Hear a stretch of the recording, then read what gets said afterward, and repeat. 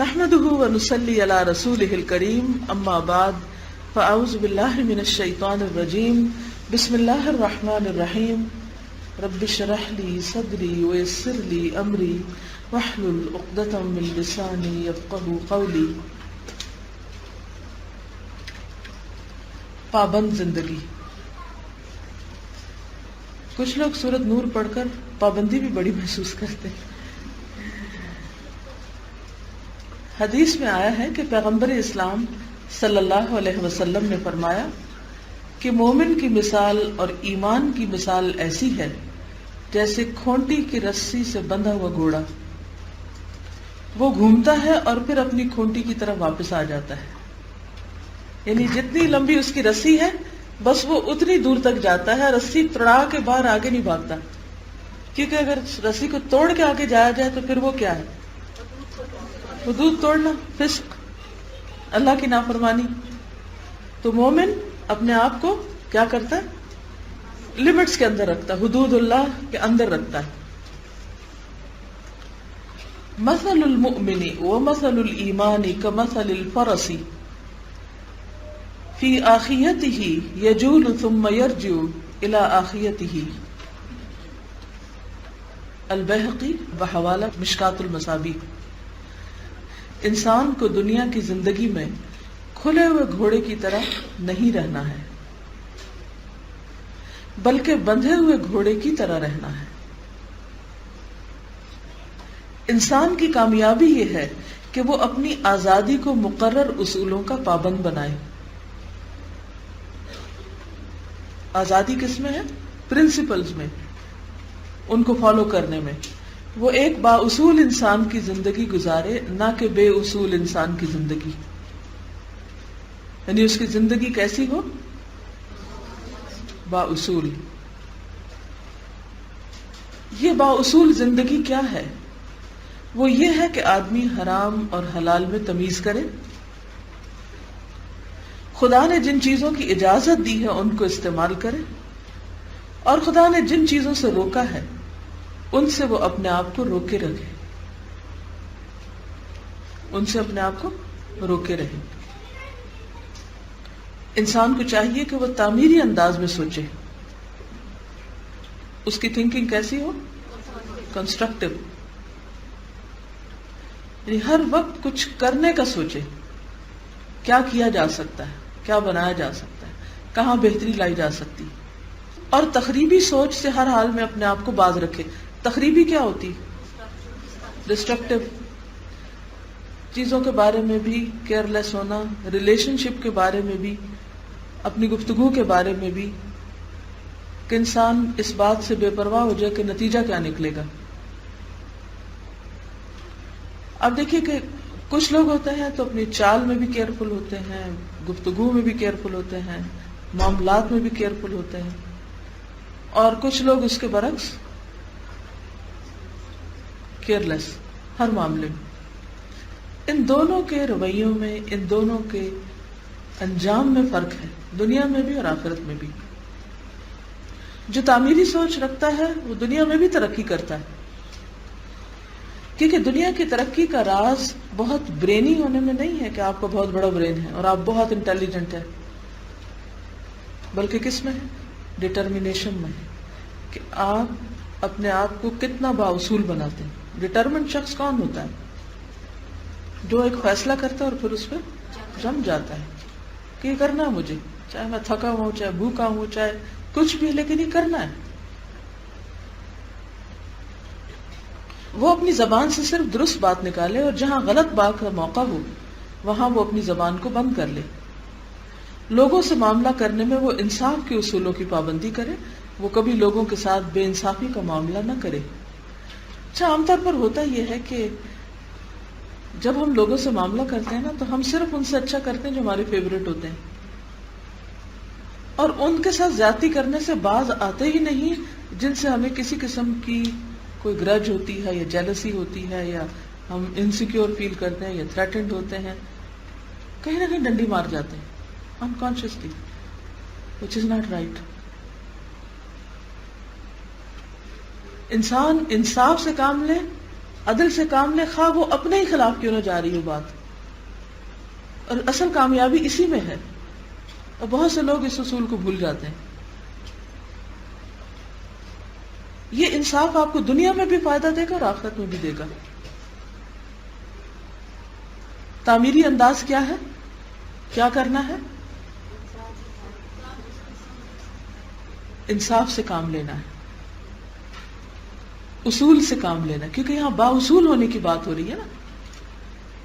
یہ نہیں کہ کچھ معاملوں میں ہمارا اصول کچھ ہو اور کچھ کے ساتھ کچھ اور ہو. اور یہ انتہائی مشکل ہے. آپ کو پتہ ہے کہ عدل کرنے والے جو ہیں وہ قیامت کے دن کس پر ہوں گے؟ نور کے ممبروں، عرش الہی کے سائے تلے. بہت بڑا مقام ہوگا ان کا، جو اپنے بارے میں، اپنے اہل و عیال کے بارے میں، دوسرے لوگوں کے بارے میں عدل و انصاف سے کام لیتے ہیں. جب تک انسان پرنسپلڈ نہ ہو، با اصول نہ ہو، ایسا ہو ہی نہیں سکتا. کیونکہ وہ کیا دیکھے گا؟ کون میرا پسندیدہ ہے تو اس کے ساتھ میں اچھا کروں، اور کون نہیں تو اس کے ساتھ نہ کروں. جب اصول ہوگا تو وہ پھر یہ نہیں دیکھے گا کہ دشمن ہے یا دوست ہے، اپنا ہے یا پرایا ہے. یہی سے اس کی کریڈیبلٹی بنتی. آپ دیکھیے کہ بعض اوقات بچوں میں بھی باہم گھر میں کیوں لڑائی جھگڑے ہوتے ہیں. یہ کچھ بچے احساس کمتری کا مبتلا ہو جاتے ہیں، کچھ بچے جو ہیں وہ اگریسو ہو جاتے ہیں، ریٹیلیٹ کرتے ہیں، ماں باپ تک کے خلاف ہو جاتے ہیں، کیونکہ ان کے اندر یہ بات پروان چڑھ جاتی ہے کہ ماں باپ ہمارے ساتھ انصاف نہیں کر رہے، اور بعض اوقات نہیں کرتے.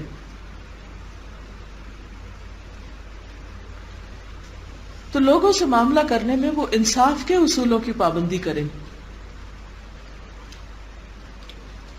وہ کبھی لوگوں کے ساتھ بے انصافی کا معاملہ نہ کرے.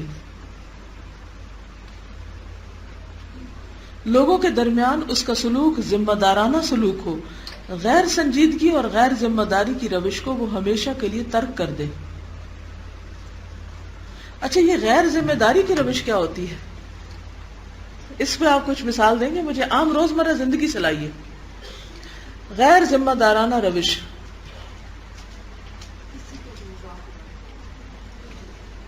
کیجول ایٹیٹیوڈ کس چیز میں؟ لیٹر ادھر ادھر پھینک دینا، لائٹیں کھلی چھوڑ کے نکل جانا، وقت کی پابندی نہ کرنا، اور اپنا کام پورا نہ کرنا وقت کے اندر، اور ہوم ورک نہ کرنا، سبق نہیں یاد کرنا. ٹھیک ہے، وعدے پورے نہ کرنا، اپنی چیزوں کو بس پھینک دینا، پھیلا دینا کسی کو. جی، یعنی کہ چھوٹی چھوٹی چیزیں ہوتی ہیں، بس پرواہ نہیں. جو جو ہماری ذمہ داریاں ان سب میں لاپرواہی برتنا، چاہے وہ بچوں کی تربیت ہے یا اور بھی. اور یہ یہاں نہیں، یہ تو زندگی بھر کے لیے پھر یہی صورت ہو جاتی ہے، یہ عادت ہو جاتی ہے نا. سوچئے، ذرا غور کیجئے، کیونکہ یہ چھوٹی سی بات نہیں ہے، یہ ایک پورا ایٹیٹیوڈ ہوتا ہے نا. امیچور ایٹیٹیوڈ، بچگانا، بالکل. اور پھر یہ بھی کہ تو بچے عام طور پہ ایسا کرتے ہیں نا، اگر آپ ان سے پوچھیں گے ہوم ورک کر لیا، کہ پتہ نہیں، فلاں چیز اس کو دے دی تھی، آئی ڈونٹ نو. کسی چیز کے بارے میں who care, I don't care, I don't know, I don't care. یہ غیر ذمہ دارانہ رویہ ہوتا ہے. یو شوڈ نو، جن چیزوں کا آپ کو پتا ہونا ضروری ہے پتا ہونا چاہیے، نہیں تو آپ پتا کریں. یاد نہیں رہا، بھول گئے، سو واٹ. جی، اپنے ماحول سے بے خبر رہنا. 2 نفل کے لیے کہا تھا کل میں نے، جی تو پھر کیا ہوا؟ بھول گئے. کس کس کو یاد رہے؟ الحمدللہ، الحمدللہ. کوئی خاص ٹارگٹ رکھ کے پڑے تھے آج کی دعا؟ دیکھیے، ہر روز نا ایک نئی دعا مانگا کرے، جو رو دھو کے مانگا کرے. جب ہماری زندگی میں کمیاں ہوتی ہیں نا تو ہم لوگوں کے آگے روتے رہتے ہیں، ایسا نہیں ہے، ویسا نہیں، یہ نہیں، وہ نہیں، پریشان رہتے ہیں. تو جس دن جو پریشانی لگے وہ اس دن کی خاص دعا ہے، اسپیشل دعا. جسے ہر اذان سن کے جواب دے کے مانگنا ہے، جسے نفل پڑھ کے مانگنا ہے، جسے قرآن پڑھنے کے بعد جو جو قبولیت کے اوقات ہیں اس میں آپ ان کو پڑھیں. اور پھر یہ نہیں کہ ایک دن میں نے ہوم ورک دیا تھا تو آپ نے کر لیا. پابند زندگی کا مطلب کیا ہے کہ ایسی چیزوں کی بھی پابندی کرنی ہے. لوگوں کے درمیان اس کا سلوک ذمہ دارانہ سلوک ہو. اچھا غیر ذمہ داری میں یہ بھی آتا ہے کسی کو کونی مار دینا، کسی کو ٹکرا دینا، کسی کو دھکا دے پھر کہنا سوری. اچھی بات ہے، سوری کرنی چاہیے، لیکن دروازہ کھولنا تو نہ دیکھنا کوئی پیچھے آ رہا ہے دھڑام سے مارا اور وہ اگلا شخص ہے اس کا ہاتھ آ گیا اس میں یا کوئی اور. ایک اور بات، واش روم کا یوز، کیا ہم اس میں ذمہ داری کا ثبوت دیتے کہ جو ہم نے گرایا ہے وہ ہم ہی صاف کریں؟ اگر ہماری کسی نجاست کی وجہ سے کسی دوسرے کی نماز نہ ہوئی، اس کی ذمہ داری کس پہ ہوگی؟ سوچئے ذرا. اور بہت سے لوگ پبلک ٹوائلٹ کو تو یہ سمجھتے ہیں کہ جیسے یہاں تو جو چاہیں کر لیں، سب جائز ہے، کون دیکھ رہا ہے، کون پوچھے گا، ہو کیئرز، کون پوچھے گا؟ جو دیکھنے والا ہے، جو دیکھ رہا ہے وہاں بھی دیکھتا ہے بندوں کو. اور غیر ذمہ دارانہ کام کہاں ہوتا ہے؟ جوتا ریک پہ رکھے وہ باہر پھینک کے چل پڑے، کوئی اور آئے گا وہ ہمارا جوتا رکھے گا اوپر. اگر پودوں کے پاس سے گزرے ہیں تو نہیں پرواہ کرنا کہ ٹکر کھا رہے ہیں اور ان پتوں بیچاروں کو جلائے جا رہے ہیں، کیونکہ جتنی دفعہ آپ کے کپڑے پودوں سے ٹکرائیں گے ان کے حال کیا ہو جائے گا. پتے مسل، اگر کوئی آپ کو چونٹیاں بھرتا رہے اس طرح کہ آپ کی انگلیاں مسلے، پودوں میں جان ہے نا کہ نہیں؟ مالی شہید کر سکتے ہیں ان کو، وہ ان کے لیے شہادت کا اجر ہے، لیکن ہمارے لیے جائز نہیں کہ ہم بلا وجہ ان کو توڑ توڑ کے مسل مسل کے پھینکتے رہیں. یہ جملہ جو ہے نا غیر سنجیدگی اور غیر ذمہ دارانہ روش کو ہمیشہ کے لیے ترک کر دے، یہ بہت ضروری ہے. کہیں لیٹر پھینک دیا، کہیں پانی گرا دیا، کہیں کچھ پھینک دیا، کھانے پینے کی چیزیں ضائع کر دی. اچھا کچھ لوگ اپنی کتابیں کہیں چھوڑ دیں گے پھر پوچھیں گے نہیں، کوئی کپڑا کہیں چھوڑ دیں گے پوچھیں گے نہیں. اب کیا ہوگا؟ وہ لاسٹ اینڈ فاؤنڈ میں پڑا ہے اور اس میں بھی کوئی نہیں پوچھتا. اب پھر اس کو سنبھال کے وہ ایک الگ مسئلہ بنا رہتا ہے کہ سال تک کون رکھے ان کو. یعنی اتنا بڑا ایشو تھا. میں یہاں کراچی، کینیڈا، ایکول ہر جگہ یہی مسئلہ ہے کہ لاسٹ اینڈ فاؤنڈ ابل رہا ہے. یہ انتہائی غیر ذمہ دارانہ ثبوت ہے نا. اگر ہماری چیز نہیں ملی تو ہمیں جا کے پوچھنا چاہیے، چیک کرنا چاہیے. اگر ہمیں پتا ہے کہ کوئی چیز کسی کی اور وہ بھول گئے تو اسے پہنچا دینی چاہیے. اس سے پورا ایک بہیویئر، ہمارا ایک ایٹیٹیوڈ پتہ چلتا ہے نا کہ بحیثیت قوم ہم کہاں کھڑے. یہ کہتی ہے کہ پابند زندگی کی ایک مثال ہماری ہاسٹل کی زندگی ہے. اگر اس کے ٹائم ٹیبل کو ہم قید کی بجائے مقررہ اصول سمجھ کر فالو کریں تو ہم بہت کچھ سیکھ سکتے ہیں اور ایک بااصول انسان بن سکتے ہیں. لیکن اگر اس کو قید سمجھے تو یقیناً ہم عمل میں بھی پیچھے رہ جائیں گے. بالکل درست بات لکھی، جزاکم اللہ خیرا. اب یقین کریں کہ مجھ پہ کسی کی کوئی پابندی نہیں، ہسبینڈ بھی میرے یہاں نہیں ہے اور بھی کوئی مجھے پابندی کرتا ہے کہ آپ یہ کریں ضرور، مگر میں نے اپنا ایک ٹائم ٹیبل بنایا ہوا ہے کہ مجھے یہ کام اس وقت کرنا ہے اور کوشش کرتی ہوں کہ اس میں وہ ہو جائے. جب تک ہم اپنے آپ کو خود قید نہیں کریں گے نا، خود کسی اس میں نہیں لائیں گے تو بہت سا وقت ضائع ہو جائے گا. کتنی آزادی انجوائے کر سکتے ہیں یہاں دنیا میں بتائیے. خوب وقت ضائع کریں، ادھر بیٹھے ہیں ادھر کھڑے ہیں، اس سے گپ شپ کر رہے ہیں. مجھے بعض اوقات حیرت ہوتی ہے کہ دل کیسے مانتا ہے، کس طرح خوش رہ سکتے ہیں لوگ اس طرح. کیوں نہیں احساس کہ زندگی تھوڑی. کل میں جب گھر پہنچی، جاتے کسی کا فون آیا، اوورسیز کال تھی اور آپ کو پتہ اچھا بھلے پیسے لگتے ہیں. میں نے سلام کیا، میں نے کہا جی کیا کام ہے؟ کام تو کوئی نہیں، آپ سے بات کرنی ہے. میں نے کہا جی کیا بات کرنی ہے؟ بس ویسے ہی آپ کا حال پوچھنا تھا. میں نے کہا جی بات یہ ہے کہ زندگی بہت مختصر ہے. کہتے نہیں ہماری دعائیں اللہ آپ کو لمبی زندگی دے. میں نے کہا نہیں آپ کی بھی مختصر ہے. بلیو می, میں نے اسی طرح میں نے کہا آپ کی بھی مختصر ہے. آپ کو اچھا نہیں لگتا کہ کوئی آپ کی کیئر کرے اور آپ کا حال پوچھے؟ میں نے کہا کہ مجھے یہ اچھا لگتا ہے کہ کوئی اپنے گھر ہی بیٹھ کے مجھے دعا کر دے, کیونکہ ہم بغیر ریئلائز کیے اپنا وقت بھی ضائع کر رہے ہیں, دوسرے کا بھی کر رہے ہیں, اور یہ جو مال جلا رہے ہیں بیکار کی کال پر, مجھے تو اس کا مقصد سمجھ نہیں آتا. وائی؟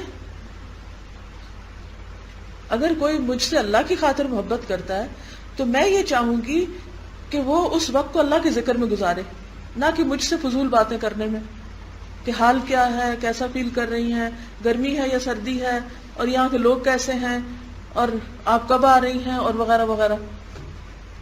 ان باتوں کا کیا فائدہ جن کا مجھے خود بھی نہیں پتا اور نہ فرصت ہے اتنی. لیکن ہم میں سے بہت سے لوگوں کے ٹیلی فون کے بل اسی کے اوپر جاتے ہیں. کوئی مقصد نہیں. کیوں ہوتا کیا ہے؟ اب وہاں اس وقت ارلی مارننگ تھی, ہونا کیا چاہیے تھا کہ ہم سپارے کا رب پڑھنے کی بجائے پورے جز پڑھ لیں اگر ہمارے پاس زیادہ وقت ہے, بجائے اس کے کہ دوسرے ملک میں کسی کو کال کریں. لیکن ہم ریئلائز نہیں کرتے. اور بات یہ ہے کہ دوسرا بھی کوئی آگے سے پیار سے یہ نہیں کہتا کہ یہ نقصان کی بات ہے, اس کو کیا سمجھتے بد اخلاقی ہے. لیکن میں نے الحمدللہ نہ اپنے لہجے میں تلخی رکھی, نہ ہی میں نے کچھ اور نرم باتیں کی, مگر میں نے سارا حق بیان کیا. دونوں غصے سے فون بند کر دے, اگر آپ کو پسند نہیں تو آج کے بعد کال نہیں کروں. میں نے السلام علیکم کہا, تھوڑی دیر بعد پھر فون آ گیا. میں کہتی ہوں ہم کب تک بچے رہیں گے؟ دیکھیے دنیا میں ان باتوں کا وقت نہیں ہے. ہم سب کو سمجھنے کی ضرورت ہے. ایٹ لیسٹ ہم جب قرآن پڑھ لیتے ہیں ہم سب کو یہ سمجھنے کی ضرورت ہے. اکثر رشتہ دار آپ کو یہ شکایت کرتے ملیں گے کہ آپ کو ہمارے پاس بیٹھنے کا ٹائم نہیں, لیکن بہت دفعہ ایسا ہوتا ہے کہ اگر آپ ان کے گھر بھی جائیں تو وہ آگے سے نہیں ملتے. اپنے دنیا کے کاموں میں اگر لوگ مصروف ہوتے ہیں, اگر کوئی اپنے کچن میں مصروف ہے تو جسٹیفائی کرتا ہے, اور اگر میں اپنے کچن میں کھڑے ہونے کی بجائے کوئی اور لکھنے پڑھنے کا کام کرتی ہوں تو وہ جسٹیفائڈ نہیں ہوتا. یہ کیوں ہے یہ رویہ؟ یعنی دنیا کا کوئی بھی کام کر رہا ہو تو اس وقت میں پریشان ہونے کی بجائے میں مسکراتی ہوں کہ لوگ اپنے ہی کیے کو بھول جاتے ہیں اور آپ پر اعتراض رکھ دیتے ہیں. لیکن یہ نہیں ہو سکتا کہ آپ سب لوگوں کو راضی رکھیں. اس قیمت پر کہ آپ نہ ذکر کریں, نہ آپ پڑھیں, نہ لکھیں, نہ لوگوں کی بھلائی کا کوئی کام کریں. اور لوگ جب اپنے سارے کام کر کے فارغ ہو تو پھر آپ کے وقت میں اس کو ضائع کرنے کی سوچیں. تو ہمیں غیر سنجیدگی بھی چھوڑنی ہے اور غیر ذمہ دارانہ روش بھی چھوڑنی ہے. زندگی بہت چھوٹی ہے. اگر ہمیں یہ یقین آ جائے نا, ہمیں واقعی یقین نہیں. اب یقین کریں کہ سورج ڈوبتا تو رونا آتا, یا اللہ ایک اور دن سلپ ہو گیا, جیسے وہ پانی کا قطرہ ٹپک جاتا نا نیچے, ہر ایک دن چلا گیا. کیا کمایا آج میں نے, کیا حاصل کیا؟ صبح اور شام ایک ہی ہماری فکر اور غم ہونا چاہیے کہ وقت بہت تھوڑا ہے, بہت تھوڑا, اور کرنے کا بہت کام ہے. گھوڑے کو مادی رسی باندھتی ہے, یعنی مٹیریل رسی, مگر انسان کو جو چیز باندھتی ہے وہ خدا کے مقرر کیے ہوئے اخلاقی اور انسانی اصول ہیں. ہماری رسی کیا ہے؟ اخلاقی اور انسانی اصول. گھوڑا مجبور ہوتا ہے کہ وہ رسی کے دائرے سے باہر نہ جائے. یہی کام انسان خود عائد کی ہوئی پابندی کے تحت کرتا ہے. یہی کام انسان خود عائد کی ہوئی پابندی کے تحت کرتا ہے. اپنے اوپر خود پابندیاں لگائیں, اس کو اصول سمجھیں, قید نہ سمجھیں. انسان کی عظمت یہ ہے کہ وہ اپنی رسی آپ بن جائے. وہ اس پابند زندگی کو آزادانہ طور پر اختیار کر لے جس کو ایک گھوڑا مجبورانہ طور پر اختیار کیے ہوئے ہے. گھوڑے کی مجبوری ہے لیکن ہمارا اختیار ہے. ناکام وہ ہے جو آزادی پا کر بے قید ہو جائے. کون ہے ناکام؟ جو آزادی پا کر بے قید ہو جائے، اور کامیاب وہ ہے جو آزادی کے باوجود پابند زندگی گزارے. جو آزادی ہے اس کے پاس، بڑا ٹائم ہے، کوئی اس کو نہیں پکڑتا، نہیں پوچھتا، اور پھر بھی وہ اپنے اوپر خود پابندی رکھے. زندگی بہت مختصر ہے. رات ڈاکٹر اسراف صاحب کا انتقال ہوا تھا. مجھے ابھی تک یقین نہیں آتا کہ وہ چلے گئے ہیں. انہوں نے تو اپنا وقت اچھے سے گزارا، ہم کیا کر رہے ہیں؟ اگر ایک شخص اتنے لوگوں کی زندگی میں ڈفرنس پیدا کر سکتا ہے تو باقی لوگ بھی کچھ نہ کچھ کر سکتے ہیں. لیکن حقیقت یہ ہے کہ ہم اپنے وقت کی قدر نہیں کرتے. میں اکثر سوچتی رہتی ہوں، جب بھی اسی طرح کے بھرپور زندگی گزارنے والے لوگوں کے بارے میں سنتی ہوں یا خود بھی غور کرتی ہوں، تو میں سوچتی ہوں کہ ان میں اور ہم میں کس چیز کا فرق ہے. اللہ نے دماغ تو ہمیں بھی دیا، مواقع بھی دیے ہیں، لیکن کہیں تو فرق ہے نا. آپ کیا سمجھتے ہیں کس چیز کا فرق ہے؟ احساس ذمہ داری، سنجیدگی. وہ دوسروں کے لیے جیتے ہیں اور ہم اپنے لیے جی رہے ہیں. مجھے ایک بات سمجھ میں آتی ہے کہ کچھ لوگ اس طرح زندگی گزارتے ہیں گویا وہ مردے ہوں، اور کچھ لوگ اس طرح مرتے ہیں گویا وہ ابھی بھی زندہ ہوں. دین کی اگر صحیح سمجھ کسی کو آ جائے تو وہ مردہ نہیں رہتا، وہ پھر زندہ ہو جاتا ہے. قرآن مجید میں آتا ہے أَوَمَنْ كَانَ مَيْتًا فَأَحْيَيْنَاهُ وَجَعَلْنَا لَهُ نُورًا يَمْشِي بِهِ فِي النَّاسِ. کیا وہ شخص جو مردہ تھا پھر ہم نے اس کو زندگی بخشی اور اس کو ایک نور عطا کیا جس کے ساتھ وہ لوگوں کے بیچ میں چلتا پھرتا ہے. تو یہ لائف، یہ زندگی اور یہ نور جس کو مل جائے پھر وہ دنیا میں بھی زندہ ہوتا ہے اور مر کر بھی زندہ ہو جاتا ہے. کیوں اللہ سبحانہ وتعالیٰ شہداء کے بارے میں کہتے ہیں کہ وَلَا تَقُولُوا لِمَن يُقْتَلُ فِي سَبِيلِ اللَّهِ أَمْوَاتٌ بَلْ أَحْيَاءٌ عِندَ رَبِّهِمْ يُرْزَقُونَ.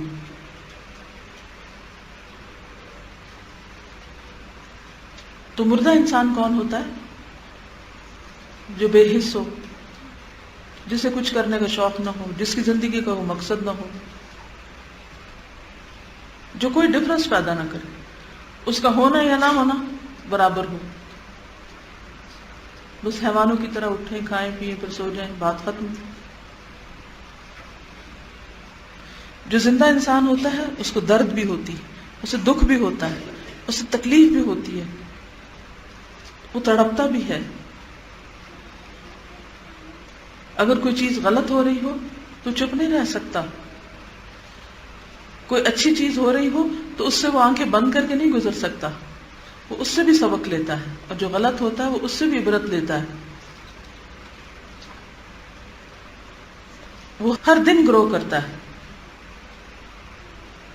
آپ دیکھیے کہ جب ہم عمر میں چھوٹے ہوتے ہیں نا تو ہم فزیکلی گرو کرتے ہیں، ہوتا ہے نا، بچہ ہر روز بڑا ہوتا جاتا ہے. ایک لمٹ ایسی آتی ہے کہ جس کے بعد پھر فزیکلی گرو کرنا بند ہو جاتے ہیں. لیکن آپ نے دیکھا ہوگا کہ اللہ تعالیٰ اسے ایک اور طرح کمپنسیٹ کرتے ہیں. پھر انسان کس اعتبار سے بڑا ہونے لگتا ہے؟ شعوری اعتبار سے، ذہنی اعتبار سے، عقلی اعتبار سے میچور ہونے لگتا ہے. لیکن آپ نے دیکھا ہوگا کہ کچھ لوگ بوڑھے ہو کر بھی بچے ہی بنے رہتے ہیں، کوئی تبدیلی نہیں آتی ان میں. کس طرح؟ چھوٹی چھوٹی باتوں پر بھڑک اٹھتے ہیں، چھوٹی چھوٹی باتوں پر ان کا موڈ آف ہو جاتا ہے، چھوٹی چھوٹی باتوں پہ کام چھوڑ بیٹھتے ہیں، بلا وجہ دوسروں کی زندگیوں میں انٹرفیئر کرتے ہیں. میں نے دو طرح کے بزرگ لوگ دیکھے ہیں، دو طرح کے بوڑھے لوگ. ایک وہ ہوتے ہیں جو انتہائی فوکسڈ ہوتے ہیں، اپنا خیال رکھیں گے اور باقی وقت عبادت کے لیے رکھیں گے، کسی کو کوئی اچھا مشورہ دے دیں گے، کسی کے ساتھ اچھے طریقے سے پیش آ جائیں گے اور اپنے کام سے کام رکھیں گے. اور کچھ لوگ ہوتے ہیں کوئی پروڈکٹیو کام اس عمر میں بھی نہیں کرتے ہیں، نمازیں بھی ڈھنگ سے نہیں پڑھیں گے، عبادت کا بھی کوئی شوق نہیں، لیکن غیبت سننے سنانے، اس کو ستا، اس کو لڑا، اس کو پریشان کر، اس کی زندگی میں انٹرفیئر کر، بس ان کی زندگی یہ ہوتی. وہ روحانی طور پر گرو نہیں کرتے، وہ ذہنی طور پر گرو نہیں کرتے. اللہ نے ہر ایج میں مختلف طریقے سے انسان کی گروتھ کا انتظام کر رکھا ہے. اگر کوئی زندہ ہو تو ضرور گرو کرتا ہے. لیکن جس کا دل مردہ ہو چکا ہو، شعور مردہ ہو چکا ہو، اس کی زندگی پھر مردوں جیسی ہوتی ہے. تو سوچئے ہم کس سے تعلق رکھتے ہیں، ہم کہاں کھڑے ہیں. ہمارے گھر کے قریب ایک خالی جگہ تھی، تو وہاں پر آج جب میں صبح اٹھی تو میں دیکھا ایک ٹینٹ لگا ہوا. تھوڑی دیر بعد دیکھا وہ صفحے بچھی. دھوپ چڑھی تو وہاں بچے قرآن پڑھ رہے تھے. مجھے سخت پریشانی لگی. اب ہر تھوڑی دیر کے بعد میرا دھیان ادھر ہی جائے، کیونکہ وہ کچھ چھوٹی موٹی آوازیں بھی آ رہی تھیں، اور تو بہت میں قلبی طور پر بہت ڈسٹرب رہی کہ زمین CDA کی ہے، اس کو دین کے نام پر کیوں ایکسپلائٹ کیا جانے لگا ہے. اگر تو یہ باقاعدہ مسجد کی زمین ہے، جبکہ مسجد سامنے ہی ہے تھوڑی دور، اگر یہ مسجد کی زمین ہے تو پھر اسے ڈکلیئر ہونا چاہیے اور اس کی پراپر پہلے کنسٹرکشن ہونی چاہیے. پھر تھوڑی دیر کے بعد دیکھا تو ایک ٹرک آ گیا اور وہ اینٹیں شیٹیں اتر رہی تھی، کوئی نقشہ نہیں، کوئی اس میں. تو میں سوچ رہی تھی کہ چاروں طرف اس کے لوگ رہ رہے ہیں نا، تو کیا کسی کا بھی ضمیر زندہ نہیں کہ جا کر ان کو کوئی سمجھائے. اور میں تو ایک عورت ہوں، میرے ہسبینڈ بھی یہاں نہیں ہے، تو میں تو نہیں جا سکتی. لیکن کوئی بھی نہیں کہ جو ان کو سمجھائے کہ دین کے نام پر ایسا کام کرنا درست نہیں، یہ دین کو بدنام کرنے کی بات ہے. مسجد تو آپ وہیں بنا سکتے ہیں نا جہاں آپ کو جگہ الاٹ کی گئی ہو. ایسے تھوڑی کہ آپ کسی کی زمین اور آپ جا کے وہاں مسجد کھڑی کریں، ہم نیکی کر رہے ہیں. لیکن کہاں ہے ضمیر؟ کون جاگ رہا ہے؟ کون ہو جو سمجھائے؟ یعنی مجھے سمجھ نہیں آتی بعض اوقات کہ منکر کی کیسی کیسی قسمیں ہیں. ایک چیز جو سراسر عبادت اور دین کا کام ہے، اگر وہ اس کا بنیاد ہی غلط ہو جائے تو وہ دین تو نہ رہا. کیا اس سے بھی ذمہ داری پوری ہو جائے گی کہ ہر دیکھنے والا بس جلے کوڑے اور 2-4 سال باتیں سنا دے وہاں، اور پھر اس کے بعد بات ختم کر دے؟ کیا کیا جانا چاہیے؟ یعنی صبح سے مسلسل میں بار یہ سوچ رہی تھی کہ اب اس کا ہونا کیا چاہیے کہ ابھی اسی موقع پر ان کو روک دیا جائے، بجائے اس کے کہ یہاں کوئی عمارت کھڑی کر لے اور پھر کوئی آ کے بلڈوز کرے اس کو، اور پھر ایک اس سیاسی شوشہ بن جائے گا کہ یہ جی بے دین حکومت ہے اور اس نے تو مسجد گرا دی. وہ نہیں دیکھے گا کہ آپ نے کیا کیا، وہ بس حکومت کو بدنام کرنا شروع کر دیں گے. یہ تو ایک مثال ہے. اس طرح کی کتنی چیزیں ہمارے سامنے روز ہوتی ہیں اور غلط ہوتی ہیں، ناجائز ہوتی ہیں، اور ہمیں پتہ ہوتا ہے، لیکن ہم اندر سے زندہ ہوں تو ہمیں پتہ چلے نہیں غلط ہے اور اس کو نہیں ہونا چاہیے. جس کا دل زندہ ہو وہ کہیں کوڑا بکھرا دیکھ سکتا ہے. جس کا دل زندہ ہو وہ کبھی واش روم کو گندا چھوڑ سکتا ہے. جس کا دل زندہ ہو یہ کام نہیں کر سکتا، وہ کسی کو کرنے بھی نہیں دے گا.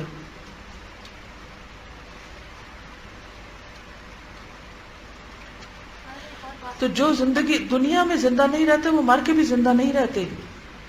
جو یہاں زندہ رہے گا نا وہ مر کے بھی زندہ ہوگا. سوچئے ہم کون سی زندگی گزار رہے ہیں، مردوں جیسی یا زندوں جیسی؟ دیکھیں زندہ وہ ہوتا ہے جس کا دل زندہ ہوتا ہے، جس کا دل زندہ ہوتا ہے. جس کا قلب زندہ نہ ہو وہ زندہ نہیں ہوتا. دل کے اوپر زندگی کا انحصار ہے نا.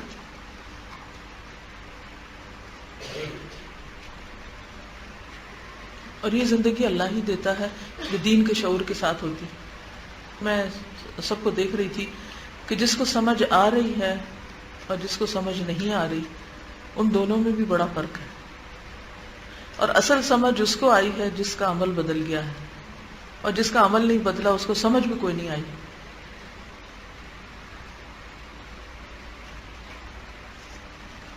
بس ہم اتنے ہی زندہ ہیں جتنا ہمارا عمل زندہ ہے، باقی تو عمل بھی ساتھ کے ساتھ فوت ہوتا جاتا ہے. وآخر دعوانا ان الحمد للہ رب العالمین. سبحانک اللہم وبحمدک نشہد ان لا الہ الا انت نستغفرک ونتوب الیک. السلام علیکم ورحمۃ اللہ وبرکاتہ.